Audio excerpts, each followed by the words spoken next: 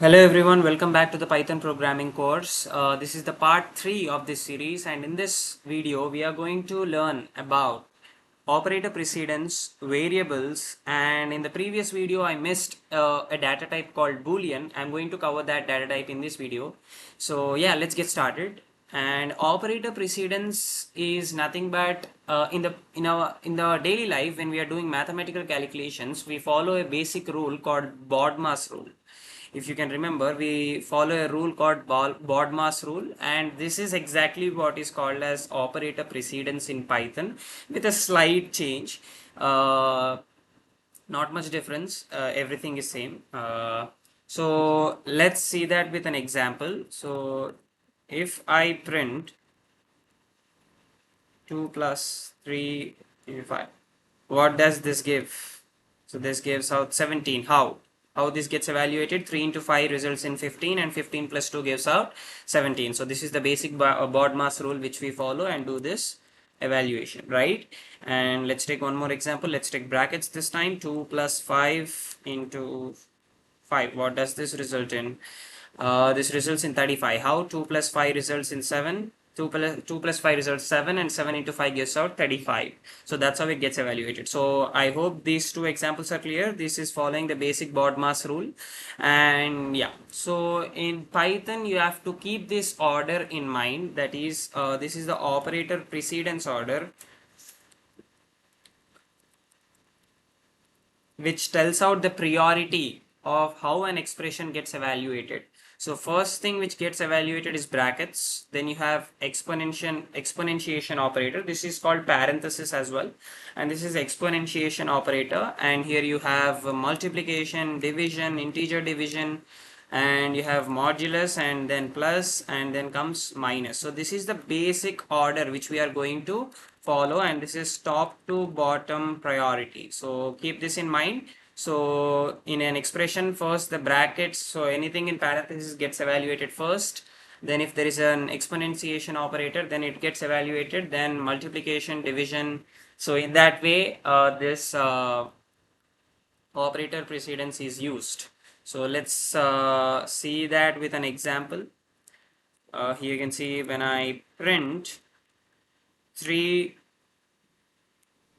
into let's say 10 power 2. So what does this get? So it is 10 power 2, that is 100, and 100 into 3 gives out 300. I hope you got this because exponentiation operator has higher priority than multiplication. So first that gets evaluated. So 10 to the power of 2 is 100, and 100 into 3 gives out 300. So this is the basic concept which I want to cover out. So I hope you got it. That is operator precedence. And now let's come with one more topic, and very important topic, that is variables. So what are variables? Let's focus on this now. So let's come to variables. So what are these variables? So in the previous topic, in the previous video, we have covered something very important, that is called data, right? So in our daily life, data is very important. We should not lose any kind of data. So suppose we are in a college, we need students data. So in order to not lose students data, we need to store it somewhere, right? So this storing containers which store these data elements are called as variables. So variables are nothing but containers which store something. For simple examples, in your daily life, you have, let's say you buy shoes, and your shoes have boxes, and in that boxes you will have shoes. So shoes are basically the data elements, and the box which you have is called a variable. So variable consists of data which is stored inside it, right? So variables are, in simple terms, are containers which store data. So, and just like your shoes have containers like the boxes, and they have the brand names, so exactly the variables will have the variable names. Like if you are storing name of a person, then you can name a variable like name. Or if you are storing age of a person, then you can name a variable as age. If you want to know the college, if you want to store the college of a person, then you can take a variable called college. So you can see three variables which stores. Name is a variable which is storing Ranga. So Ranga here is data which is getting stored in name, and here you have 18, and we are storing this data value in age, and here we have some ABC college name, and we are storing that in a variable called college. So yeah, so basically these are variables. So variables are nothing but containers which store data. So I hope you got it. And so let's see it practically what variables does.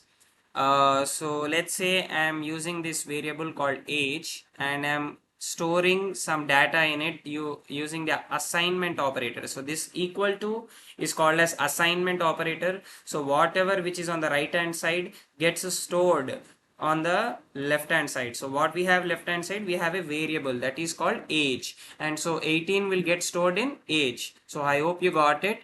Now let's print age. So what happens? It prints out 18. Why? Because age stores 18 in it. But what if I print it in double quotes? Do you think we'll get the same exact output as 18? No, we don't. We have already seen while explaining the print function, anything which is written inside the double quotes gets exactly printed on the output screen.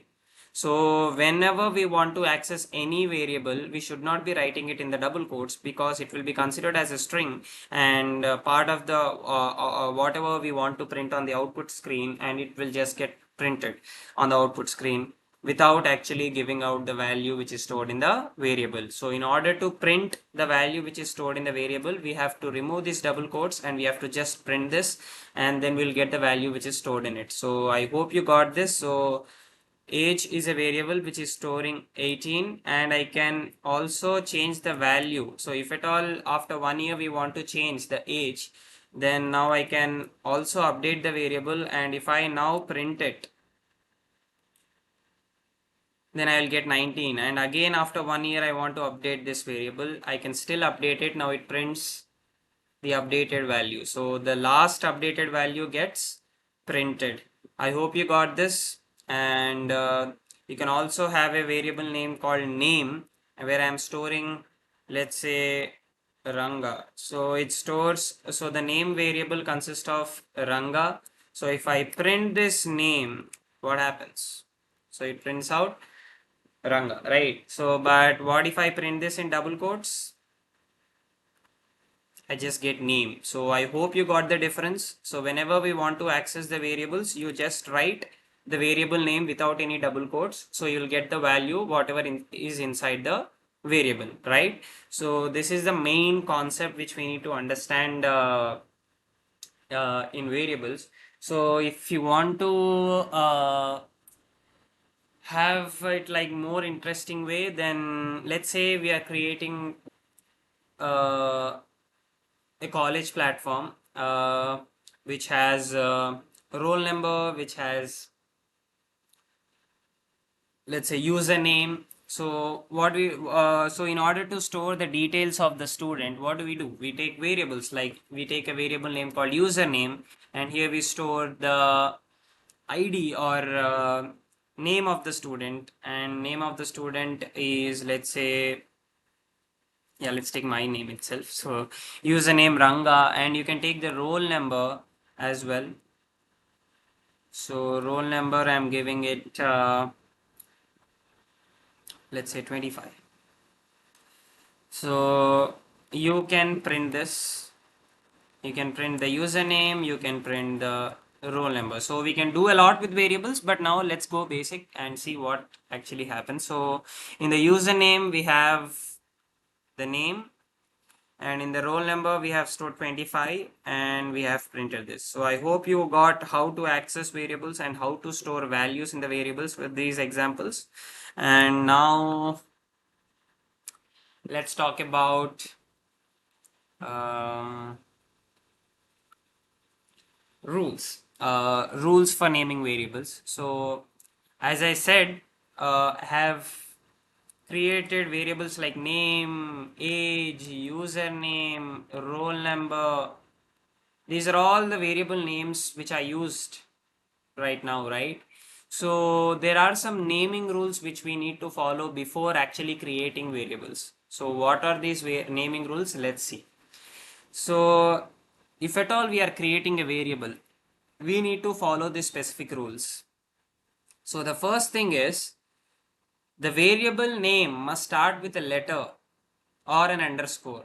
Here you can see these are the valid variable names, like you can use name, you can use underscore age, but you cannot start it with a digit. Like let's say you have created a variable name is equals to Ranga, it is when you run it, there are no errors, right? Your code execution is successful. But if you create one name is equals to Ranga, will the compilation go correct? No. It says syntax error. Syntax error means you are violating some rules of Python. So here it says invalid decimal literal. So that exactly means what is you cannot use a number while creating a variable. That is at the beginning you cannot use a number. So if you can use number anywhere in the variable, like you can use name1 is equals to Ranga, it gets successful because the only rule is the name of the variable must start with an underscore or a letter. You can also use underscore name and store Ranga in it. The code execution is successful, there is no error, but the only thing you need to remember is you cannot start it with a number. So that is the rule number one which you need to keep in mind, and it cannot contain spaces. Like if I say first name, this is Ranga, will it get run? No, it doesn't. Why? You cannot give spaces while declaring variables.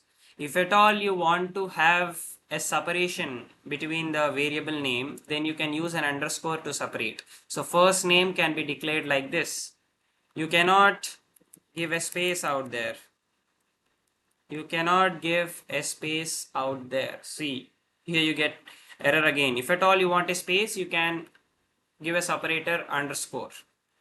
I hope you got this rule 2 as well. So it cannot contain spaces. Yes, here you can see.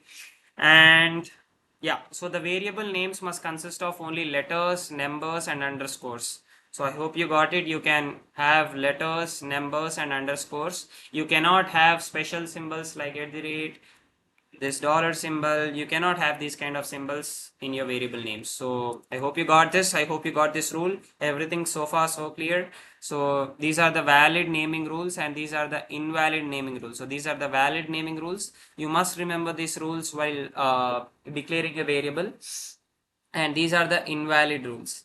And Python keywords, what are keywords? Suppose if I use print, so this print is getting highlighted, but if I use name, name is not getting highlighted because it is not a keyword in Python. This print has some meaning in this Python. So when the developers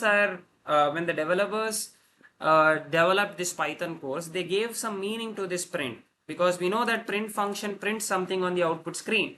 So this has specific meaning. So this is a keyword in Python, that it has some meaning in Python. So you cannot use those kind of things for the name of the variables. Like you cannot say print is equals to Ranga. You cannot do this. And if you now say print of print, no, it doesn't, it is not valid. So you cannot use keywords as examples. So there are many keywords in Python. You can go into the Python documentation section and you can know what are the Python keywords. But yeah, you have seen some keywords like you have type, you cannot use this, and you cannot use this print, you cannot use them. So for the basic understanding, please yeah, you can view the Python documentation in the Google and you can know the Python keywords. And variable names are case sensitive. Suppose if I say name equals Ranga and one more name, if I say one name is equals to what has happened. So if I print name and if I print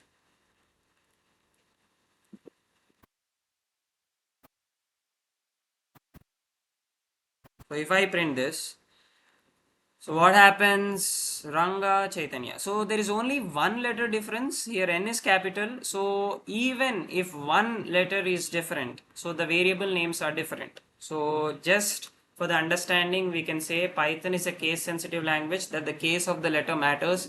If it is an uppercase letter, if it is a lowercase letter, there will be a difference in variables. So here you can see the clear difference. Name and this name are completely different, because there is a slight difference. Here you have an uppercase letter and here you have a lowercase letter. So these are the main rules you have to keep in mind. It must start with a letter or an underscore, not with a number, and it cannot contain spaces, and it should only contain letters, numbers and underscores, no special characters like at the rate, dollar symbol or anything. And you cannot use Python keywords like print and many other keywords which will come in the later sections. You cannot use them. And variables are case sensitive. So these are the main things you should keep in mind while declaring a variable. And one more thing which I want to add on is use meaningful variable names. If you say for storing the name of a person, create name variable. Don't use X and store something. Don't use X as a variable. Create some meaningful. If anyone reads your code, then they know that you are storing someone's name in this name variable. So create such kind of, if you are storing age of a person, don't store X is equals to 18. No, don't do this. Create age variable and store it as 18. Store 18 in it. So yeah, create meaningful variables while creating variables. So this is the main things which we need to keep in mind. And that's all for variables concept. And the last topic in this video is booleans. So yeah, and one more function I want to teach you is input function. So yeah, so those are the two things which I want to teach, and I will end this video. So booleans. So which booleans? What are these booleans? Booleans are nothing but true or false. So here you can see, is the light on? You say true. Yes, the light is on. Is the light off? False. Is 18 greater than 10? Yes, true. So is 5 greater than 20? You say false. So that's exactly what booleans are. Booleans are just two values which say true or false, which return true or false. So I hope you got it. Booleans are nothing, true or false. You will get to use booleans more when you're dealing with conditional statements. Yes, true or false, nothing else. Just true or false. 5 greater than 10? It says false, because 5 is not greater than 10. If I say 10 greater than 5,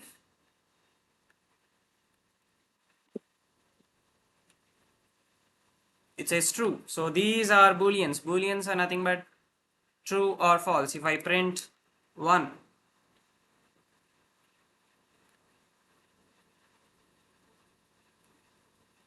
so if I print, bool of 1, what does this print? It prints 2. And if I print bool of 0, it prints false. So bool turns the numbers into true or false. So 1 is considered as true in Python and 0 is considered as false in Python. And what if I give a number? So yeah, numbers are also considered as true in Python.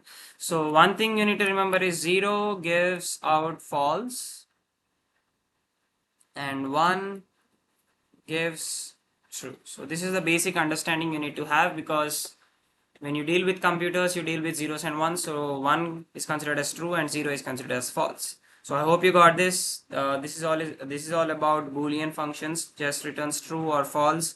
Suppose if you want to say if someone has clicked follow on you, so you use is follow to true, because if you are following someone, you set the is follow variable as true. If you are following someone in the social media page, so you set this variable is follow to true. If you are not following them, you set this is follow to false. So this is how we can use variables and Boolean expressions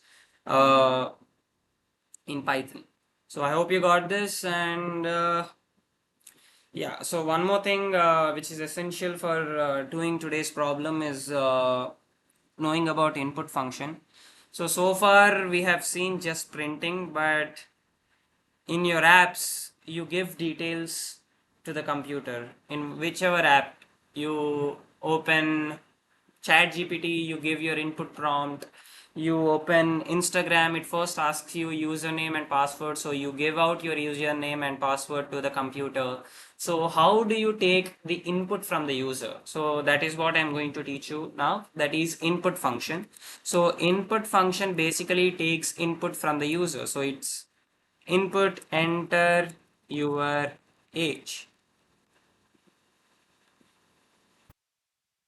So I'm going to create 18, but it does nothing because I just took the input and I didn't do anything. So what this input function does, this input function is taking some input, but so it is taking some data. So what data has to be done? Data has to be stored in what? In variables. So I'm going to create a meaningful variable called age, and I'm going to take this by input. So input function takes input from the user, and whatever the input which is given, suppose let's say I've given 25, so that 25 will be stored in this age variable. So I hope you got this. So now let's say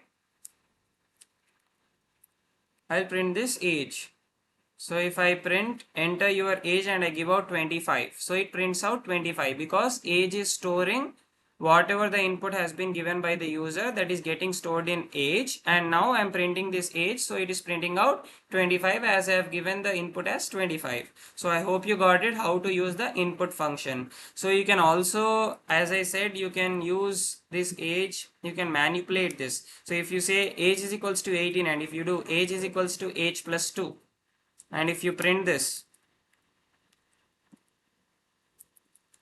so what happens?